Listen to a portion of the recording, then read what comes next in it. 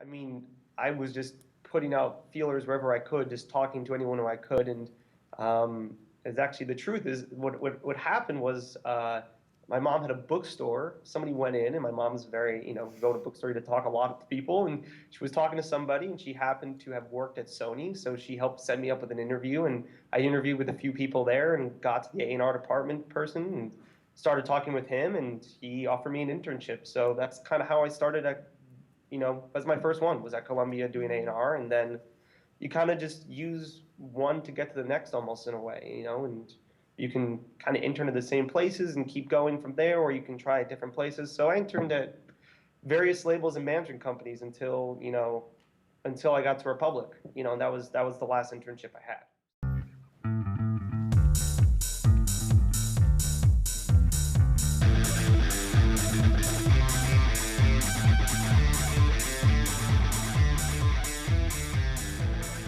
All right, good morning, folks. It's Friday, May 3rd, 2013. Welcome to RenmanMusicandBusiness.com.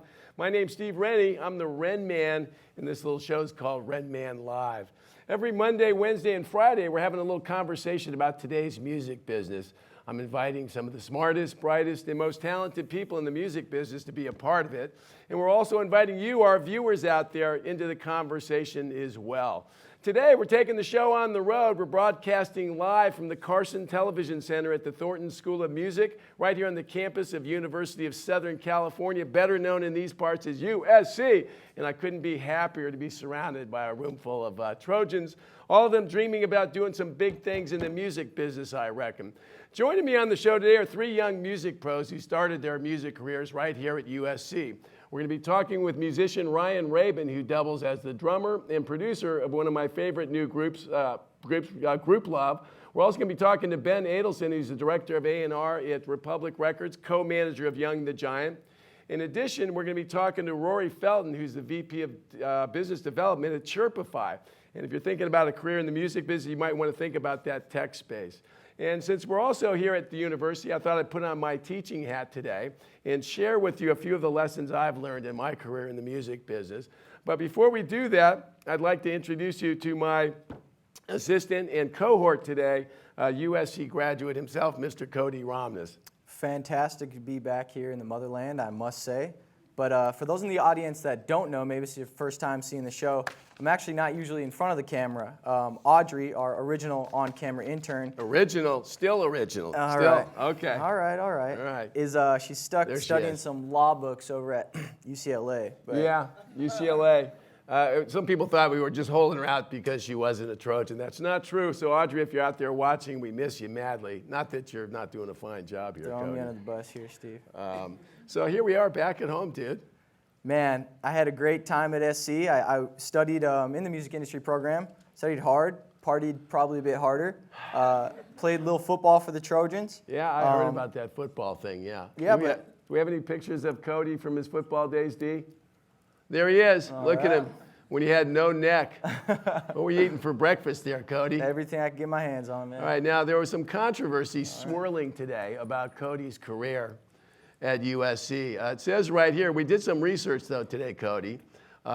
You claim to have, how many tackles did you say you had? I'm going to say I had more than 6 total. That's what I'm going to claim. Yeah, all right. Yeah, it says 6 right there, doesn't it? Actually, you didn't even have 6. One was an assist. How'd you get an assist? All right. They count, man. They count. Of course they all count. It all counts. Well, you know what? Fortunately, Cody's got a backup career in the music business, and he's our latest intern at Ren Management and RenmanMB, and we're happy to have him. So for you folks, I apologize for my lack of voice today. All the guys will be happy to tell you I'm much louder than this, so hopefully we'll get through it. If not, he'll be hosting the show today. But more importantly, Steve, you went to SC. You want to talk about your time here? Yeah, I did go to SC. We were talking about it last night on the way home. I went to USC here 35 years ago, from 78 to 80. In interest of full disclosure, I did not manage to graduate, which I'm not proud of. Hopefully you folks will all do better. And I had a great time here. I was in booking the concerts here at USC in what used to be the Quad area, which is not there anymore. And had a great time here. I was in the business school entrepreneur program. and loved it and still love coming back. I have my son, Evan Rennie, who's roaming around here somewhere. He's going to be the next generation, I hope, of Rennie Trojans here. So that's the deal. For the folks, a lot of you folks may not be aware of our site and what we're doing here. Like I said, we're talking about the music business 3 days a week on our show, but we also have a website called www.renmanmb.com. We got all kinds of great content there. I've interviewed all kinds of folks in the music business who are just some great people in the music business. So let me give you a little quick tour. If you want to find out and be a part of those conversations, you click on our guest list, which is over on the front page. We got all kinds of great guests, from people that are just starting in the business to some folks that have been around for a very long time doing it as well. And if you go into our guest list, you can scroll down and see some of the players. Here, David Benvenista is another USC dude. He's the manager of System of Down, amongst others. If you click in there, you can go and see all the content, all the interviews that we've had with these folks. Some great tidbits of advice there. Guaranteed to learn something, I'm sure. Let me take you back to the homepage again. One of the things that's been great about interviewing all these folks is that it gives me a chance to reconnect and talk to them about how they got started in the business. And so, to the extent that we have a room full of young people that are starting out in the business, if you're interested in stories about how other people got started and give you some ideas, you can click on this little Getting Started tab right there, and you'll see all kinds of great stories from Tom Corson running the label, Dan Steinberg, who's on the chat room, a promoter, Mike Karen, who runs Warner Brothers Records, Evan Lowenstein, all great stories of how people got started. All of them had different paths. There is no tried and true path. And hopefully, if you guys do well, we'll be around and you guys can post your own story about how you got started in the business as well. We have one big rule here as part of our show, and it's really one of our mantras, and it's our favorite saying at Ren Management. What saying is that, Ren? What saying is that? Good question there, D. The question is, if you don't ask, you don't get, all right? And if you don't ask, you don't get, you don't learn anything. So today, I want you guys to be a part of this. We've got folks in the chat room that'll help us as well, but this is where I turn it over to Cody to tell us and the folks online how you can be a part of the act today. Take it away, Cody. Yeah, absolutely, guys. So we got numerous ways for you to be able to ask some questions. My favorite way, we really want to encourage, is to call in. So we have a phone number that hopefully will flash. Phone number's not working today. Okay, that's right. That's right. Okay, so there you usually when we're not on tour, that's how we do it. Yes. But so number 2, we have for our advanced planners, you can log into the site, you click live, and there's a little question tab where you submit the title of your question and your question right there. There you go. There she is. I love right this there. TV today. This is good stuff. Working at SC. And often Ren will kind of read through those before he does his speech and incorporate it into his interview. So that's a great way to get your questions in. Another way, we have a live chat room. So everybody in the audience, if you can, have a computer, go on to RenmanMB.com, create an account, join the chat, and we can sit up here and AIM each other. It'll be awesome. Just like you did in class, folks. And that's another way to get your questions involved. And then let's see. Lastly, we're going to do live from the studio audience. We really encourage you guys to get up, be the Trojans that you are, wipe the sweat off your palms, and stand up and ask a question. And what do they get, Cody, if they do that? Well, we're going to hook you up with a sweet T-shirt. Sweet T-shirt. Dream it, do it right there. And I It's have our G-rated version today. we got some coffee mugs for you guys too. All So I right. know you're fired up. Get that caffeine in a nice little RenmanMB cup. So There you go. Nice job there, Code. When I started this website, it kind of started as an idea because for so many years I've been taking, meeting young people, and whether it's my wife's friend or somebody I play golf with, and they want to have advice about the music business. So I started this site with the idea in mind to kind of help share some of the knowledge I've gained over my 35 plus years in the business with folks like yourselves. And one of the things that I learned early on was this whole idea about dreaming and doing. Today I suspect all of you here are dreaming of doing something great in your life. And it turns out that the dreaming part is really the easiest part. It's the doing part that really will test your mettle and your commitment. So I want to play for you at the start here today a little clip that I hope will kind of set the tone for the day and inspire some questions. Take it away, Dee. The people that just dream it and can think of a million reasons why it's not going to happen or why they've been a victim in some way or something has conspired to keep them from chasing their dreams. I think of the people that look back somewhere in their life and think, you know, I should have given it a shot. I started playing golf actually when I was 14, and I had a dream to be a professional golfer. I was always playing, I was always practicing, I was always talking about golf, and I decided that I wanted to chase my dream as a pro. So I dropped out of college and decided to do it. And I spent about 4 years chasing that dream. And then it dawned on me that I wasn't going to be the player that I wanted to be. And there was an old guy at this country club I caddied for. He gave me a great bit of advice. He said, "Kid, you know, you're a talented guy. You got a great personality." He said, "But there's 14-year-olds that can beat you out there." And he said, "Unless you want to be teaching a bunch of old Jewish ladies how to play golf, you should get out of here. Use your personality in business, and then golf can be a great tool for you." And I hated him for saying that, old Izzy Adam. I hated him. But it was true. The truth of the matter is, if you were to calculate the odds of success in the music business, you wouldn't get out of bed in the morning. The chances are so overwhelmingly stacked against you being successful, there's a good chance you're wasting your time unless you really have to do this. And if you really have to do this and you are trying to be one of those 1%, then you start to understand that you need to be prepared. But more than anything, you have to accept, full stop, that you could put in all this time and all this energy and not get where you want to go. In music, because there is no tried and true path, it's whatever you make of it. You got to commit to doing it. And once you've done that, it's not alone just to dream it and do it. You actually have to have a plan. People got to decide whether they like the thought of winning more than losing, you know, whether they can accept the fact that everything in life doesn't work out. And for me, it always ends with think about it, dream it, and then do it. All right, there it is, folks. Dreaming it and doing it. So today we're going to talk a little bit about the doing side of it. And we're going to do it with some folks that started right here in the room like this here at USC, walking around these very same this beautiful campus. And my first guest is a gentleman by the name of Ben Adelson. Ben, I first met Ben a couple of years ago. He's a co-manager of a band called Young the Giant, who went out and toured with an artist that I represent called Incubus. He's gone on to some great things. His band is off and exploding. He's also a head of or director of A&R at Republic Records in New York City, and I want to thank him for joining us today. Ben, are you there with us? I'm there. Can you see me? There you are. Hey, Ben, I know you're feeling the warmth right now, man, because we're in a room full of Trojans here. Yeah. Fight on, boy. How you doing? Right on. I'm doing well. All right. Now, I know you had to move to New York to be an A&R guy. What, they couldn't get you a gig out here in L.A.?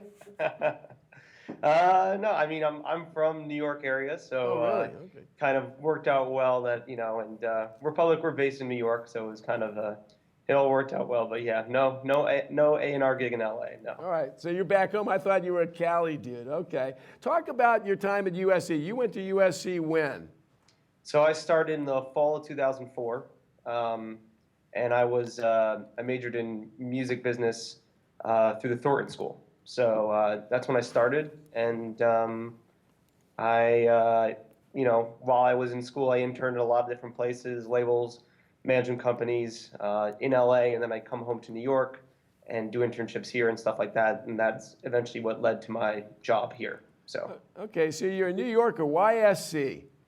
Why SC? Well, I knew I wanted to work in music when I was leaving high school, and I knew that there was really only 3 places to go to college if I wanted to try to get in, which was either New York, LA, or Nashville. And Nashville really didn't make sense because I wasn't a country guy. I'm still not a country guy. And New York was, you know, I'm from this area, and NYU really just, you know, doesn't really have what USC has. And so, you know, between, you know, the campus and actually being like a real college and sports, but then also, you know, both coasts have their advantages. And I think it just worked out really well that I was able to go to school in LA and intern while I was at school, and then come home to New York over the summers and intern here. So kind of get kind of in with different people on each coast. Worked out well. So great.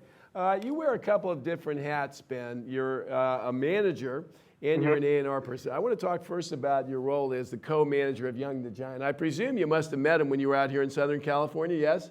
I did, yes. My junior year of USC. Okay, so you met him in your junior year. Tell us about that. I love this, all these guys that couldn't wait to get out of college before they started. Talk about how you met the Young the Giant guys. So my cousins are from Irvine, which they're from, and she told me about this band that she, were her friends, and she wanted me to go see their show at, I want to say it was the BB Kings in Universal City, the studios, whatever. And so, not the best place to play, it's not the Troubadour. So it was kind of like, all right, I'll go see this as kind of a favor to my cousin, just to go see him, and saw them. And Samir, who's a lead singer, and what then and still is now, was incredible. And he was 17 then or something like that, just finishing high school. And I was in between internships. I was actually going to go into an internship here at Republic, coming back to New York. So I didn't really have anybody to send the band to. So I was like, you know what? Let me see if I can manage this band. And that was kind of it. It was just kind of a whim, being like, I really liked them and thought that their music was really good and thought the live show was great. And so it was kind of just like I'm going to stand behind this and see if it works. And that's kind of how it started. And that was 6 years ago, basically, to this day. So 6 years. It takes a while for these things to come together. I'm always, amazed at how many young managers I meet. People ask me all the time, what does it take to be a manager? And I think you just answered the question. You got to stand up and say, I'm a manager, right? Pretty much. I mean, that's it. And then you learn as you go. I mean, that's kind of it. And you make a lot of mistakes. That's kind of how it works. And then you learn from those mistakes and then you get better as time goes on. And that's kind of it.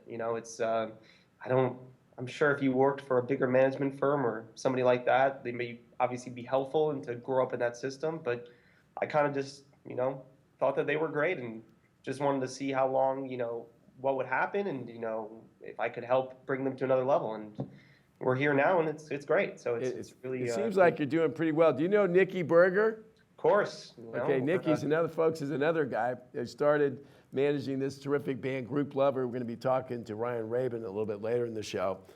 Started managing when he was in college. Couldn't wait. The guy at the record company used to kid that they had his class schedule up on the bulletin board so they knew when to call him. You mentioned that you've got a number of internships. I mean, that's a tried and true path into the record business. How did you get those internships, Ben? Well, my first one was working for the Columbia Records A&R staff in New York. I got the internship.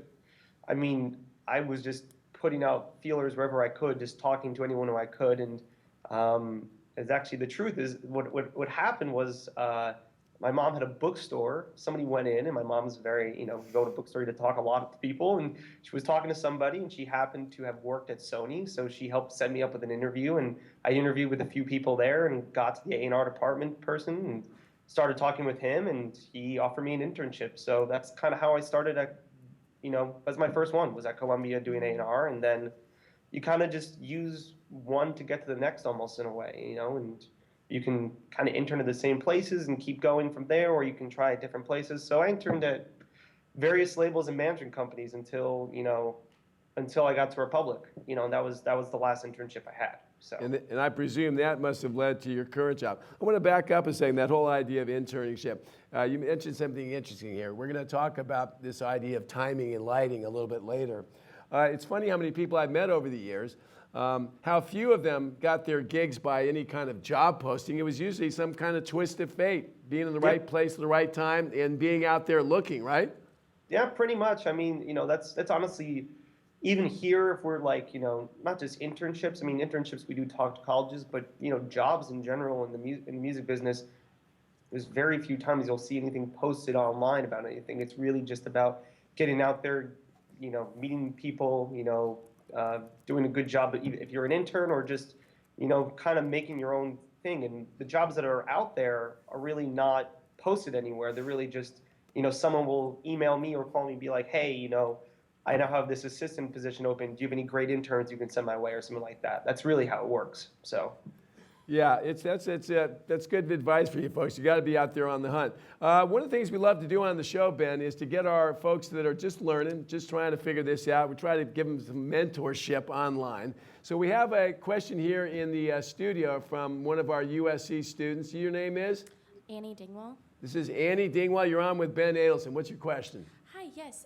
My question is for you. When you're considering an artist for management, what are some of the qualities beyond having, awesome music? But what are some of the qualities you look for in an artist?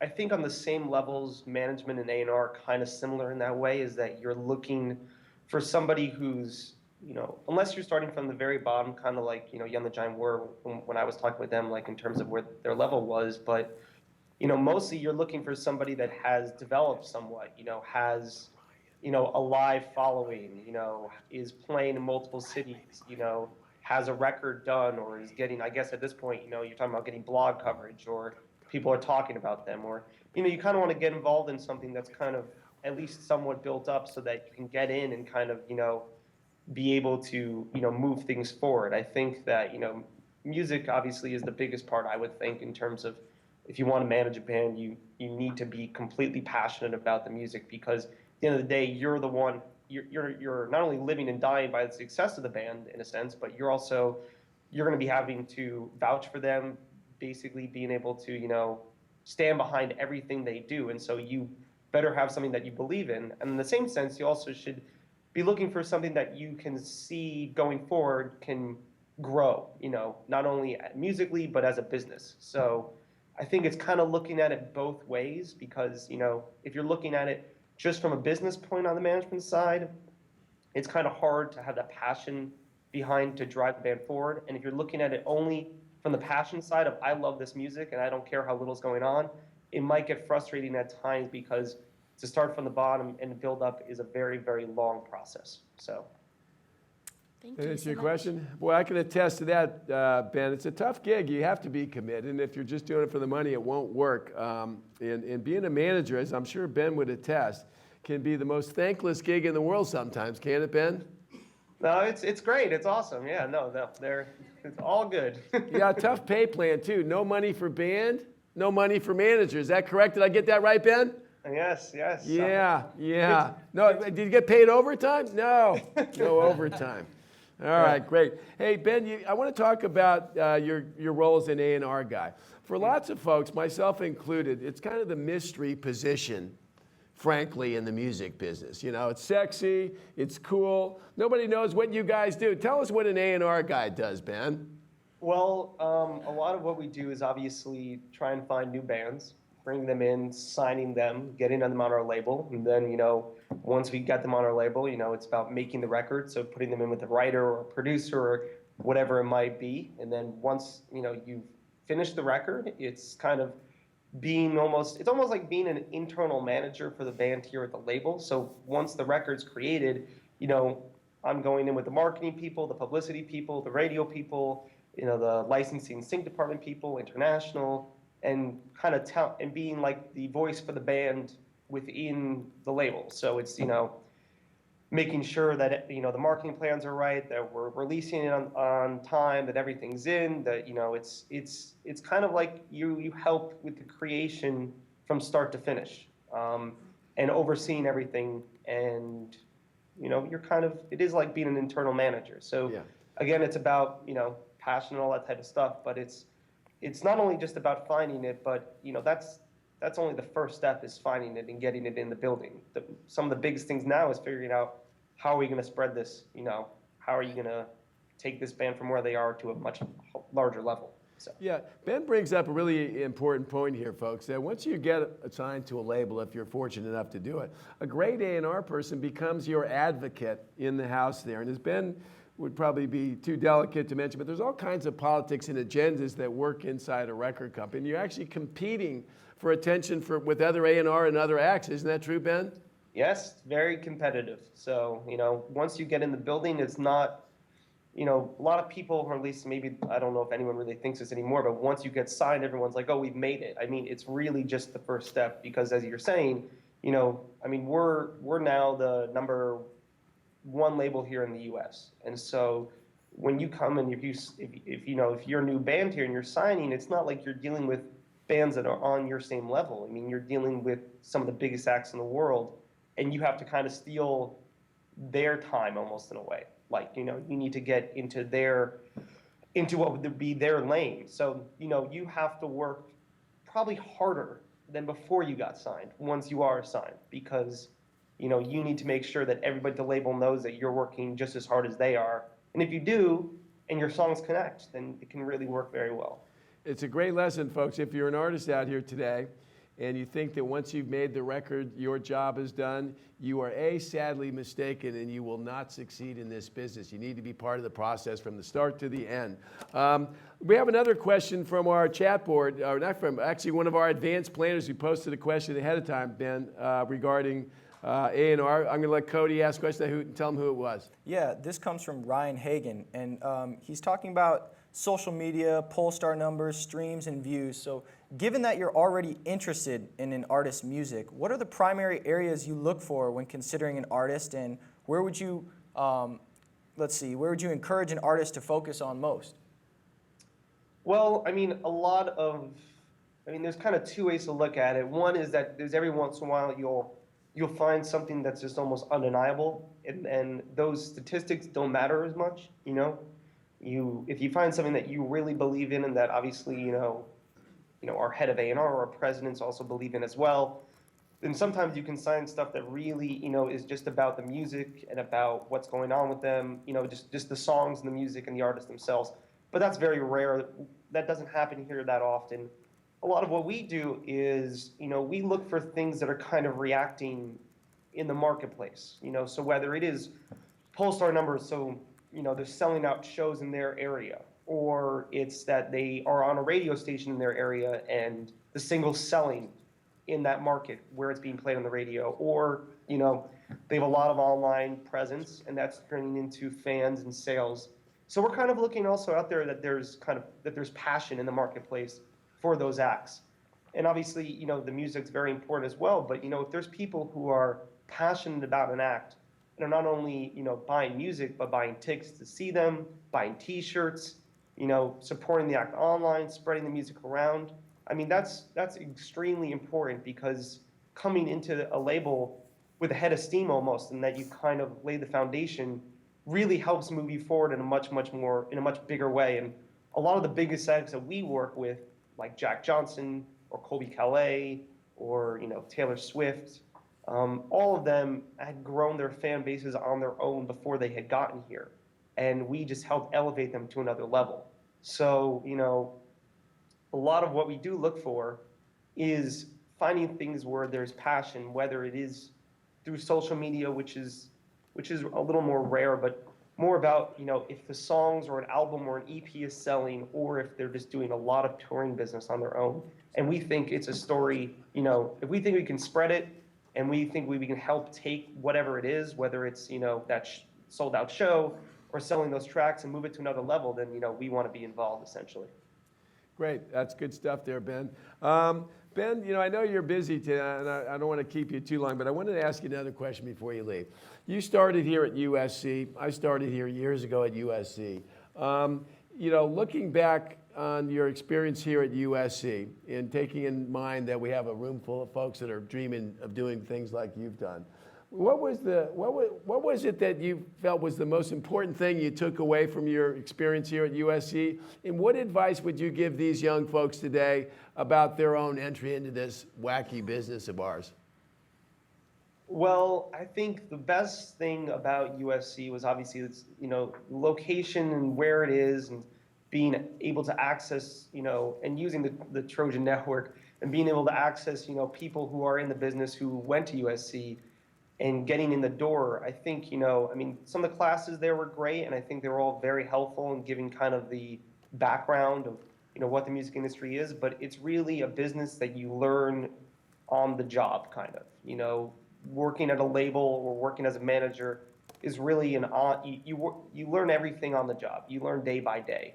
And so the biggest advice that I would give is just to put yourself out there, is take as many internships as you can, talk to as many people as you can, be at shows, find out what bands, people are talking about, and go to those shows, be at the Troubadour, at the Roxy, or at, I guess the Bootleg now, be there, and, so people know who you are, kind of. And then when you get an internship, whether it's an A&R or it's in a management company or whatever you want to do, the advice that I give everybody, and what someone told me back then, which helped me get my job, is that you need to be indispensable, so that when you leave your internship, people are like, oh, who is doing this report, or who is doing this, or what happened to that person? And they'll be like, oh, that was an intern, but they're gone now. Then that's in the back of their head, and they're like, oh, well, maybe we should consider, giving them a part-time job or even giving them a full-time job. So really my advice is to, use the USC network as much as you can to get, to meet people, take as many internships as you can. And then while you're doing your internship, be indispensable and make sure that when you leave, people are, they need you. And when they need you is when you are an advantage, and that can translate into a job. Ben, I couldn't think of a better way to end this. I would add one word to indispensable: relentless. And I know that's what Mr. Adelson is, relentless and indispensable to both Young the Giant and Republic Records. Say hello to my buddy, Mr. Mackay, while you're there. Ben, I want to thank you for joining us today. It means a lot to me that you took the time, and I think for these folks as well. And continued success, and good luck on that new Young the Giant record, man. Oh, thanks so much. You got it. Thanks a lot. This Ben. Oh, there you have it. A little round of applause. I can tell you, managers don't get very many rounds of applause. Thanks a lot, Ben. Okay, back to class here, folks. Over the years, as I said, I've learned some great lessons about this wacky music business. And if I go back to the website here for just a second again, in this little feed here, can we throw that out there, Dee? You'll see here in the feed, we have a couple different, playlists. And one is called Big Picture. And the things I'm going to share with you today they're not nuts and bolts, they're big picture things. They're about how to get your head in the right place to do something great in your life. And one of the things that I learned very early on was this notion about acting like you're coming back again to a situation, whether it's a relationship, whether it's a gig, whether it's a person you've met. And when you act like you're coming back to see somebody again, it makes you take a different approach. And that approach is making it personal. Throughout my career, when I first started as a concert promoter, I was doing one show at a time. But when I got done with the show, I'd send a note to the band, the manager, the agent. I'd send a note to the venue operator, thanking him for allowing me to have the opportunity to work with him. And of course, remind him, I'm looking forward to working with you again. That notion of making it personal is something that applies whether you're a doctor, a lawyer, a dentist, a musician, a manager, it doesn't matter. And so I want to play you a little clip today that kind of highlights that, because I think it's more important today in the music than it's ever been. Dee, fire up the clip, please.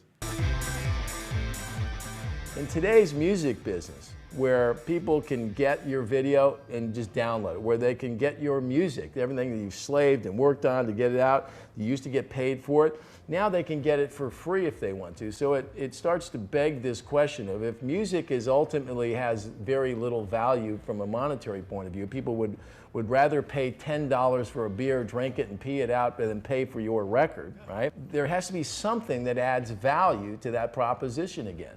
And to me, it's obvious. An artist today, more than ever, needs to have a personal touch about it. Their audience has to feel a personal connection. They have to feel like the artist cares, that they give a shit. When I was a kid and you went to see Led Zeppelin, there was no prospect that you were going to be having a conversation with the manager, or that you might be exchanging tweets or emails with the singer of your favorite band.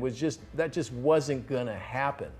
And so artists that transition from the world where, hey, I'm the rock star, you should be happy to be here, might have a difficult time in a world that demands something more personal. If people care about you as a person and they think that what you're doing is important and that you give a shit to them, I think they'll be more likely to become a patron of your art, and that they will help support your art by taking $10 or $11, whatever it is, or 30 or 40 or 50 bucks for a ticket.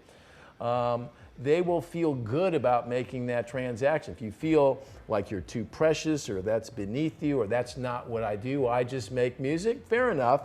But there might be somebody that has talent, that understands having a personal connection means something, and you'll be competing against that person out in the real world. There you have it, folks. Making it personal. there's all kinds of options you have in your life. And for me, when it comes push to shove and things are generally just, kind of equal, for me, I always do business with people that I enjoy doing business with that I like. So seems like a simple thing, but very important.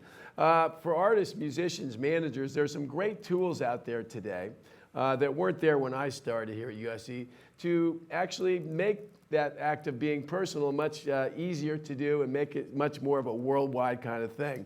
Social media, Instagram, Facebook, Twitter, all of these are tools to have a conversation with your customers, your patrons, your fans. Then our next guest today is a gentleman by the name of Rory Felton. He's the VP of Business Development at a great company called Chirpify, who have an application where you're allowed to do transactions inside of tweets. We use it a lot on the site. We're going to use it with our bands later on. He's also a big music fan, started a record company, went to USC, graduated from USC. I'm happy to have him on the show today. This is, I think, his third or fourth visit. Do we have Rory Felton on the line today? There he is. How you doing, Rory Felton? I'm good, Steve. How are you doing? Fight on, my brother. Corey's living in Oregon now, which is, questionable call for a Trojan here, Roy. How you doing up there, bud? Portland is the hippest city in the world right now. Yeah, it is because you're there. They had to import a Trojan. True, that's true. Talk about your time at USC. You were at USC. You actually did a couple stints here at USC. Tell us about that, if you would. Yeah, so I started way back in 2000, not as far back as you, Steve, but no. years ago now. And I was bored my freshman year and thought I'd start a record company. Took out a bank loan and started producing records. And lo and behold, the first record I put out was this band called Rufio, and it sold 150,000 copies and got the attention of some bigger companies and enabled me to leave school after a couple of years and get my record company financed a little bit by Sony and start doing it full time. Now, I happen to have had some experience with the folks at Sony. That's not an easy bunch. I love your story. You got bored, started a record company. I got bored a million times in my life, never came up with an idea like that. When you started this company, you talked some guys into giving you money. That's not like, make that sound easy. Who did you talk into it, Roy? Oh, gosh. Well, originally, I asked my parents to co-sign on a bank loan, so I had to convince them. After you sell 100,000 records, distributors tend to advance you monies, so they agreed to advance me some money. And then Sony actually approached us directly without us going to them about investing in the record company. So, to be honest, not saying that it was easy, but they really came to us after the success we were having, not necessarily the other way around. I think the interesting thing here for the folks here today is, and I'm just going to keep hammering home, at the time you started a record company, exactly how much experience did you have running a record company? Oh, man. Well, when I was 16, I did produce a couple CDs and myself, and went through a very early stage of trying to call record stores, distributors, trying to get them to actually take my CDs on wholesale and consignment. But that experience was very minimal and very amateurish at best. So really, no experience whatsoever. So you basically just decided to do it. Yeah, my father was an entrepreneur his whole life in a different industry, and the concept of going to college for 4 years and then working for a company didn't even come into my mind. I didn't understand that concept. I always thought you just did what the business was that you wanted to do. You didn't go and work for a bigger company. That thought wasn't in my mind. So in a way, your old man kind of acted as a mentor to you in some ways. Oh, absolutely. Yeah, entrepreneurship is still in my blood. Granted, I'm working for a company now that I didn't found, but it's a testament to the product and the company that I work for. But at the same time, entrepreneurship is definitely in our blood. I want to talk some more about Chirpify, but before we do that, I want to go back to Militia Music Group. The music business is notoriously tough. There's been lots of people that have had a hit today, gone tomorrow. I suspect you didn't quit Militia Records because you were making too much money. You decided to come back to USC. Talk about that if you would. Yeah, well, I think like a lot of people in around 2000, mid 2000s, mid to late 2000s, you saw the reality that the music industry was going way beyond just the traditional distribution methods, and there was a lot of opportunity in the technology space to, as they say, disrupt out-of-date business models, right?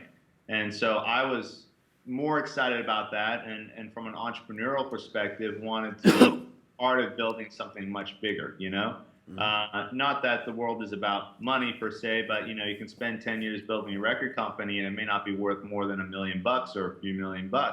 You can spend a couple years building a technology company and your product can be worth billions of dollars. That was more interesting to me at this point in my life. And so I went back to school in 2007 at USC to finish my bachelor's, just to kind of get it out of the way and take some time off to kind of assess, what I wanted to do with the future of my life, and through that, I knew that I wanted to work more in the technology space. It was more interesting to me, working not only with artists and record companies and making a big impact in that capacity was exciting, but also making sort of an industry-wide impact rather than just working with a few artists hands-on was exciting. Yeah, it's funny, that you mentioned, and I want to talk some more about the music tech space, but we're going to take a question. But I think it's interesting for the folks that are out here today that while the music industry has been disrupted, as you said, and a lot of the things that guys like myself grew accustomed to have gone away, there are some huge opportunities that have sprung out of the same internet digital age. And I want to talk about those in a second. But first, we got a question from a gentleman here, a fellow Trojan. Yes. And your name Trojan. is? My name is Ryan. Ryan, okay, you got Rory Felton on the line. Ask your question there, All right. sir. Well, I was wondering, what was the biggest factor in the success in your success from changing your vision into a reality? Like, what was the breaking point that, and your, what was the biggest factor in changing your vision into a reality? I think it's a good question. It's a bit challenging to ask for because when you're in that space of actually doing it, you're not thinking about this question. You're just kind of acting it out. One, I think I was young enough to not be aware of the risk that I was taking, which is obviously a good thing. Steve mentioned something earlier too. If you're looking in at it for like how much money you're going to make or how much money you're making on a monthly basis, it's not going to work. When you're an entrepreneur, and that means being an artist manager or your own record company or in the tech space, whatever it might be, you can't be looking at those monthly dollars. It's about a much bigger picture, right? If you tend to focus on it in the financial perspective rather than either building like a great product, which also applies to artist management and building a record company, building great products, i.e. a great artist or a great record. That should be your focus, and if you make that what your goal is making great art or making great product, everything else tends to fall in line behind that. You need to throw away the financial perspective at least for the first few years, if not entirely, or else you'll lose sight of what you really want to do. I think it's one of these things here where you got to love it, folks. We talked about it on that clip. It's almost like an obsession. You have to really love it first to get through the ups and downs of it. Let me ask you this, Rory, while we still have you, talking about entrepreneurs. If somebody asks you, what do you reckon are the traits, the most important traits of an entrepreneur, what would you say?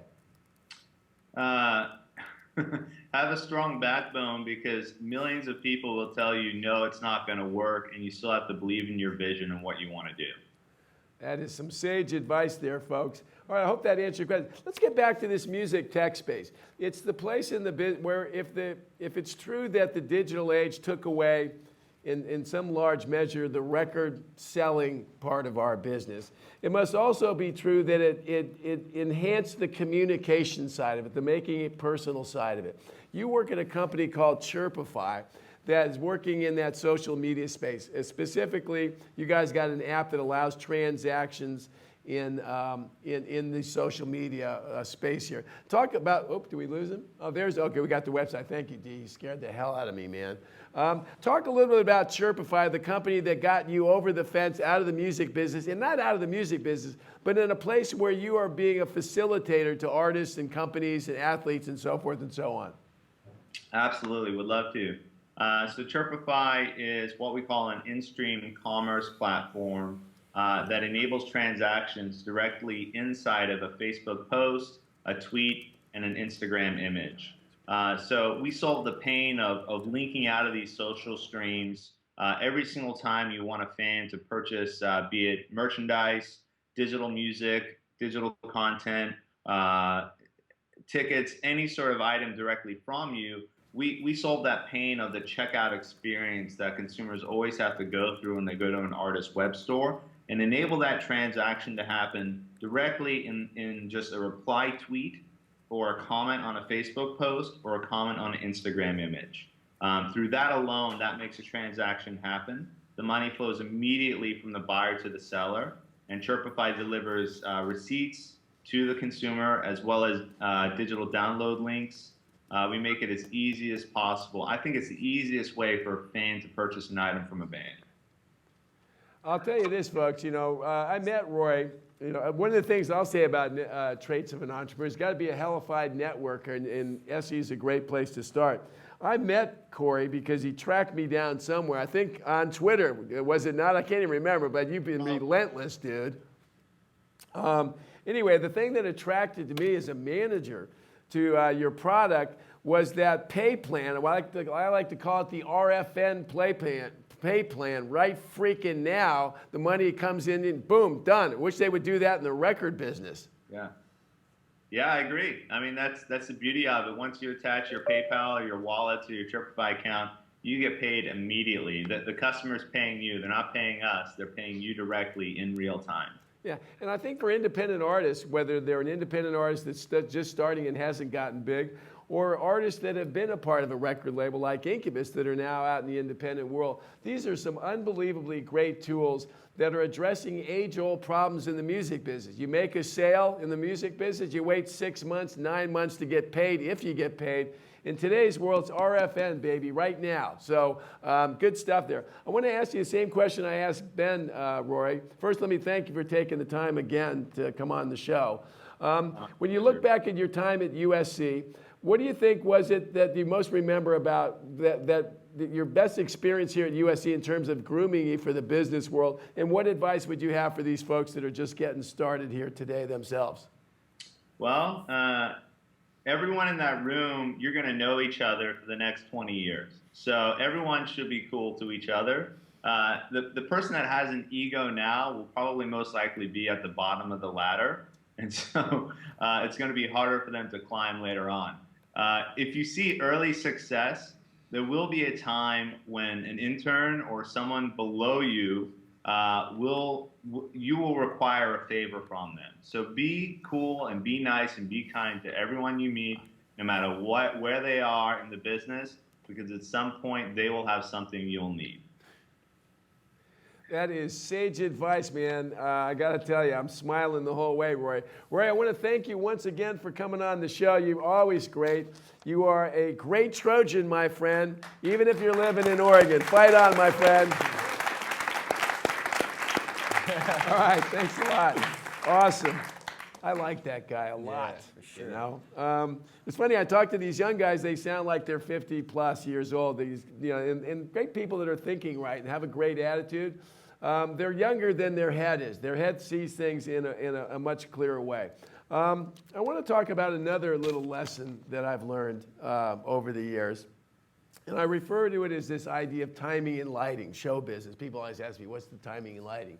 You know, if you're doing a big show, the light's got to fall on you at exactly the right moment. You got to be hitting the note at that right moment. And when you do that, those great moments are magnified tenfold. I have a friend of mine in Incubus, a guy by the name of Brandon Boyd, who has heard this timing and lighting idea a million times over. Rather than me giving you the spiel, I'm going to let my friend Mr. Boyd talk about this notion of timing and lighting from an artist perspective, and then we're going to move on to our next guest here. Take it away. Timing and lighting is everything. That's actually one of the, I would say that this is the classic Steve Rennie moniker. Can we call it that? Like that's Steve's license plate. It would be the thing that if he was the mayor of LA, you would take down the Hollywood sign and put up in the white letters, timing and lighting is everything. And it's one of his most simple and almost like altruistic statements I've ever heard him make. It is very true. There's, you can't really like overstate that enough. I'm rambling a little bit about this, but having been at this for about 20 years now, I've really realized at many different times that you can be practiced, prepared, ready in every, any capacity, every possible way, and if you don't show up at that exact right moment, which you can never actually anticipate when that moment's going to be. You could have the TV gig booked, you could have the big opening slot. There are so many factors that need to line up in like the universe, in the cosmic sense. The light turns on you at that right moment.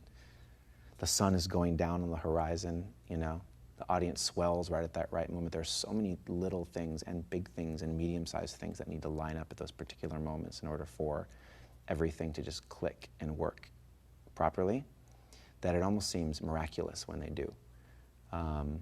So hence the term timing and lighting. That's how I've always interpreted it, at least. But it's something that Steve has always drilled into our subconscious over the years, timing and lighting, timing and lighting. So I think that the way that we've reacted to it is just kind of take on a philosophy, which is like be ready for anything at any time. At the drop of a hat, be ready to be there, show up, be good, be great, and it really ends up becoming like a 24-hour job. You have to really love to do this in order to do it. You kind of got to be obsessed with it in order to do it, because it'll drive you nuts otherwise. And it'll probably drive us nuts anyway, but.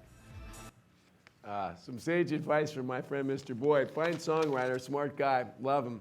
And we've had some moments over the years, but he's just a solid guy. That whole notion of timing and lighting comes to mind when I think of our next guest here. He's a USC graduate, a musician, not a music pro manager. He's a musician, guys that make the music. And without the music, there is no music business, folks. In a twist of fate, he and his friends that are now part of a band called Grouplove got together, and it seems like another magical moment of timing and lighting. He's a musician, he's a drummer, he's a producer for Grouplove, and he's also a band member, and I'm happy to have him on the show today. Do we have Mr. Rabin on the line?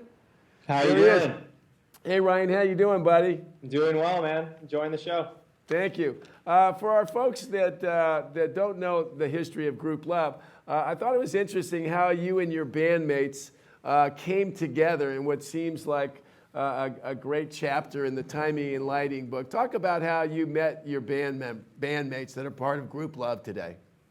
Yeah, it's a very strange story, but basically I was doing a summer semester abroad in the Czech Republic, and one of the members, the guitar player now of Grouplove, he and I grew up in LA together. We didn't go to the same high school, but we knew each other. We were friends, and we had played in bands in high school together.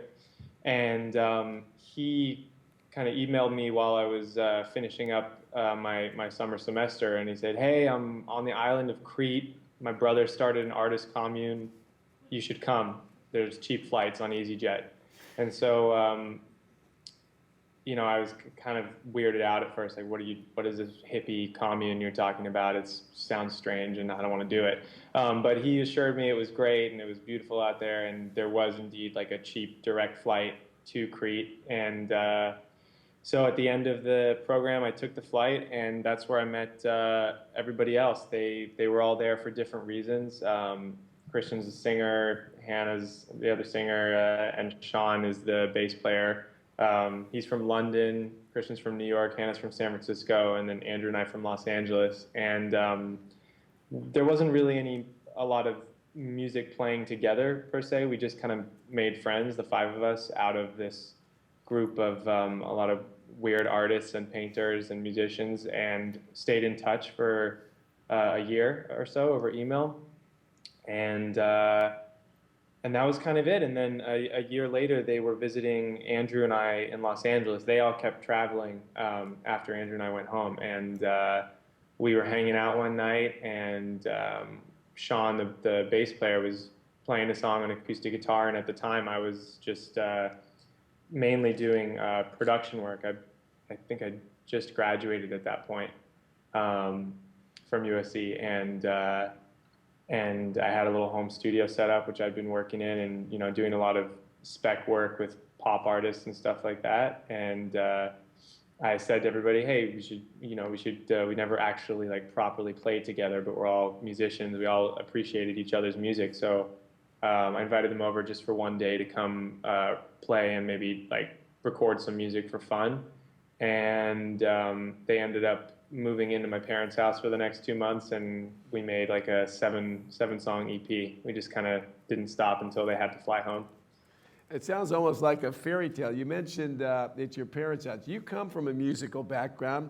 I remember paying money to see your old man play in a band called Yes. What influence did that have on you in terms of becoming a professional musician?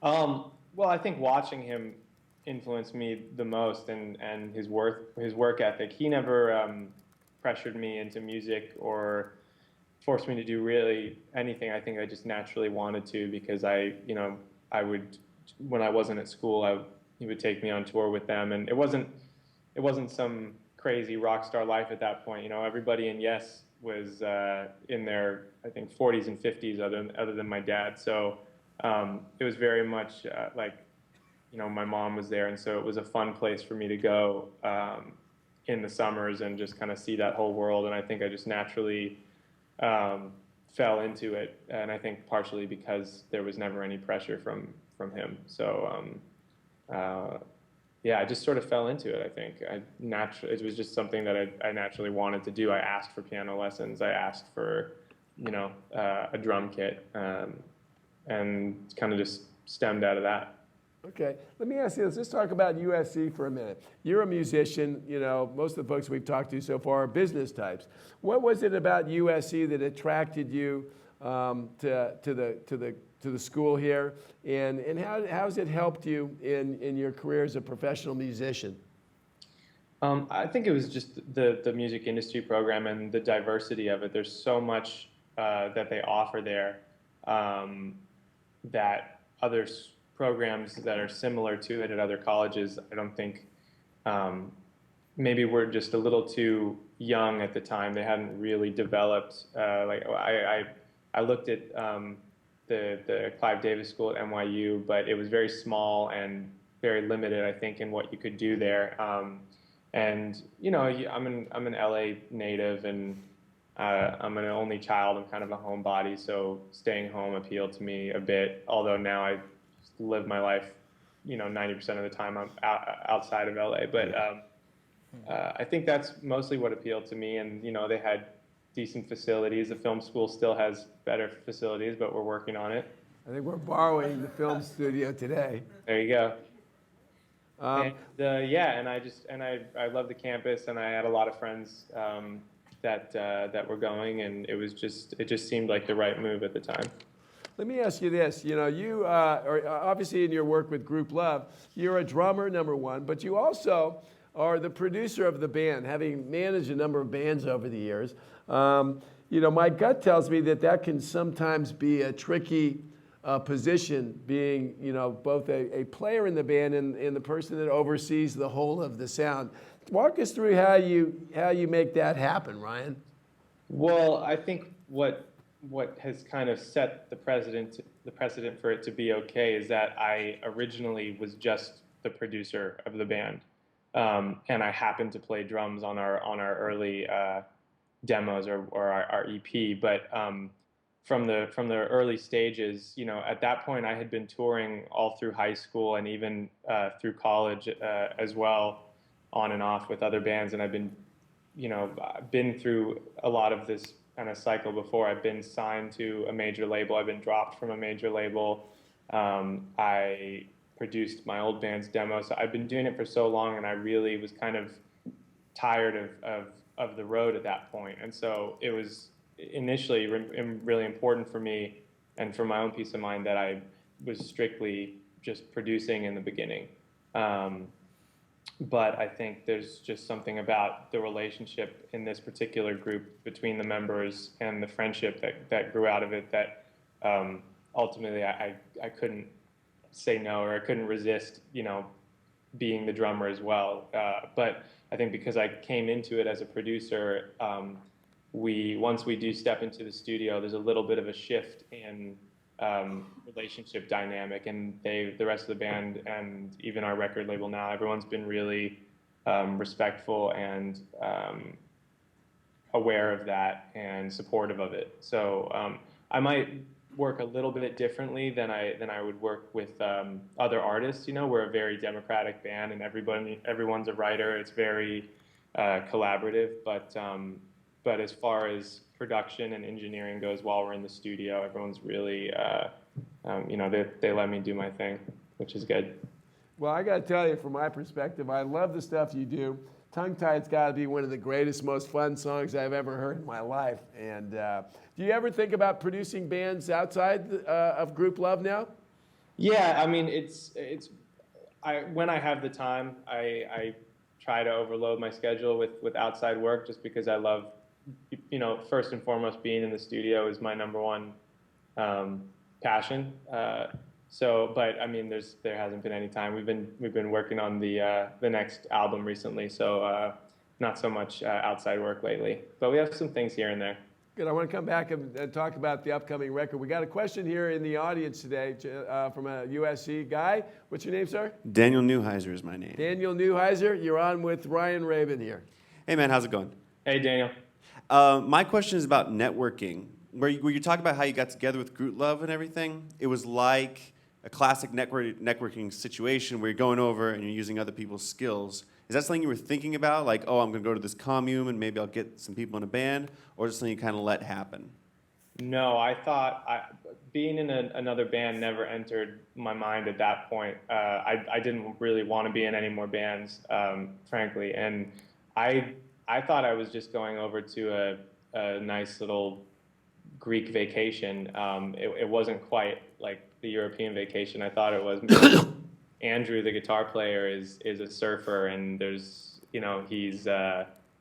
likes to rough it, and we were just sleeping in kind of a little mountain village up there, and the bass player slept in a tent, and my place didn't have a roof, so I was a little surprised when I got there, but there was never a point to that trip other than it's the end of my school semester abroad, and my buddies there, and just a week or so to relax. And even afterward, I really appreciated these four new friends that I've made, and their music that they played, because people would jam around at the beach or whatever at the fire at night. It was I think it's exactly what you would think of as a hippie commune, but there was never a point or a thought to start a band or be in a band at that point.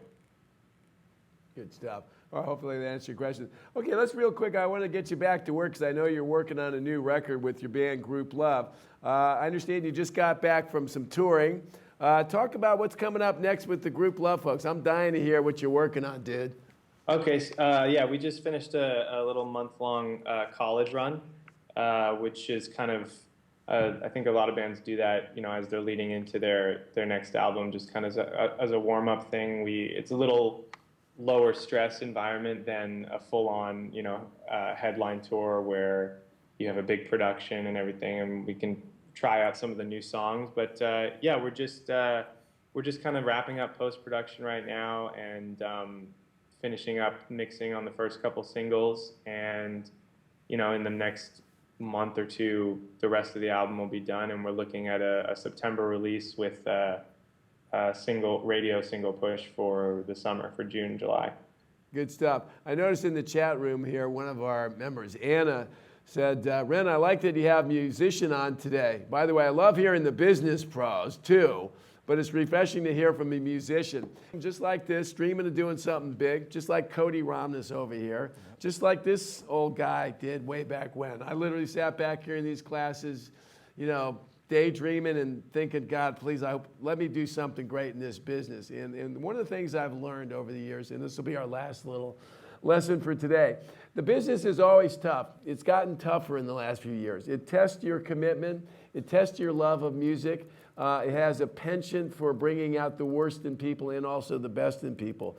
One of the things, the most important thing you'll need if you're going to succeed in today's music business is a great attitude. And I want to play you one last clip here that's a little rough. I apologize for the language, but really speaks to what it takes to succeed in this business. And it's our mantra. It's been my mantra for years. The clip's called Fuck the Gatekeepers. Play the clip and then we'll talk about it a little bit. There was a day when MTV was the be-all, end-all. They were the perfect gatekeeper. A band would start with an idea. They write a song.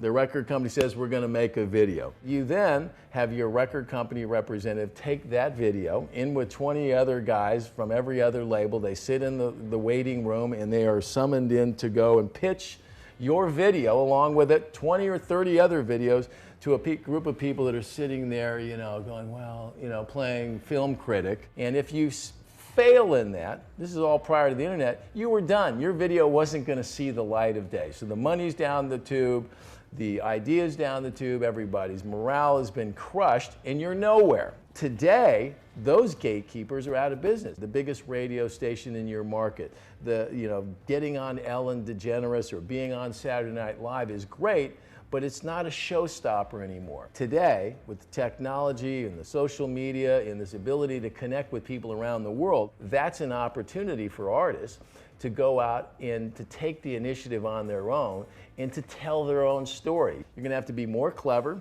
You're gonna have to have a triumph of an idea over budget, but you will have the ability to put it in front of your audience, and that's a game changer in today's world. I'm not going to say to anybody, go call up your local program, tell him to go fuck himself. That wouldn't be a great idea. But what I will tell you is that if they're not going to play ball and you're not going to do anything, you're out of business. If they're not going to play ball, but you have a fuck the gatekeeper mentality, then you will find a way to get your stuff in front of people. And all the technology that's developed over the last 20 years is making it easier and easier to do. Still got to write a great song, still got to be a great performer, you still have to do all of that stuff, but you have a way to reach your audience. But it all starts with a little bit of fuck the gatekeeper, I'm not stopping because you say I'm not worthy.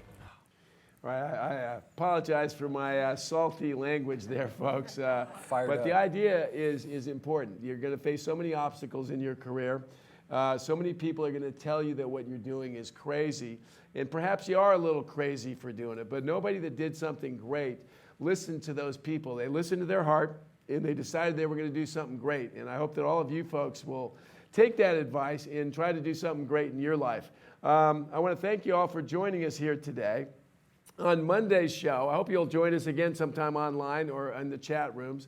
We're going to have a great show on Monday with a friend of mine who is a legendary A&R man. His name is Jason Flom. I know he looks like a stand-up comedian there, and he is a funny guy. Jason Flom is one of the most talented A&R guys in the whole business. His range of A&R taste goes from Kid Rock to Tori Amos to White Lion to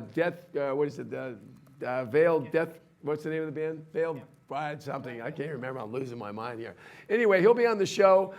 Feel free to come in and post some questions for Jason. If you're an artist, he can tell you what they're looking for. I want to thank you all for joining us. My name is Steve Rennie and Julian, who are the student engineers, for helping us out and making us feel at home. They may never be able to get us out of here now. Thanks for joining us, folks. Adios.